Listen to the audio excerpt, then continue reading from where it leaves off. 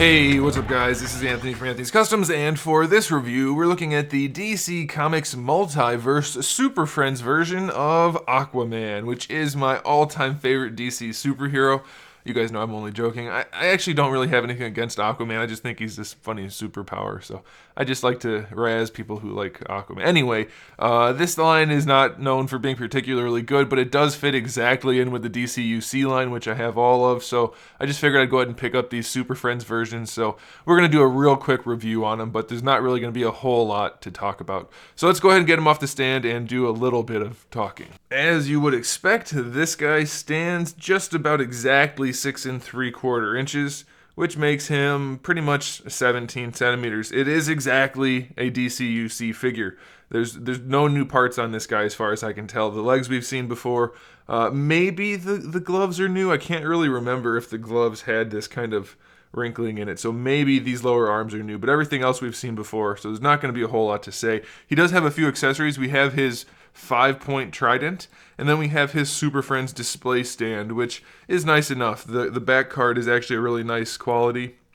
It's metallic and reflective, so that's cool. And then if you flip it around, you can actually put them together to spell out Super Friends. So that's a nice little display stand. And that's it. Now, as far as the figure goes, we definitely have some issues. There's no paint on the face except for the black lines on the eyebrows and eyes, but that's intentional, so I'll give him that. The hair, on the other hand, is like the ugliest, murkiest, yellow, blonde, dirty. It's just gross looking. It's like the ugliest paint I've ever seen. No, it's not, but it's not good. There's lots of like black smudging going on. It just looks really cheap. And then for the body, they did a good job with this fake scale mail. I mean, it looks like it's supposed to, so that's good. But the orange for the chest is an entirely different orange than the arms. And then they painted the orange for the crotch, which just looks absolutely awful. It's just really, really bad. And then they painted the orange for the lower arms, which isn't as bad as the crotch piece, but it's still not very good. So it's very disappointing. The yellow painted right here is also very bad. It's kind of glossy, which I could get behind if it was done well, but there's like you can see where the paint overlapped itself and it's bleeding onto the orange. It's just not well done at all. Luckily, the green is all molded in green and it's all the same plastic, so it blends nicely. It looks fine.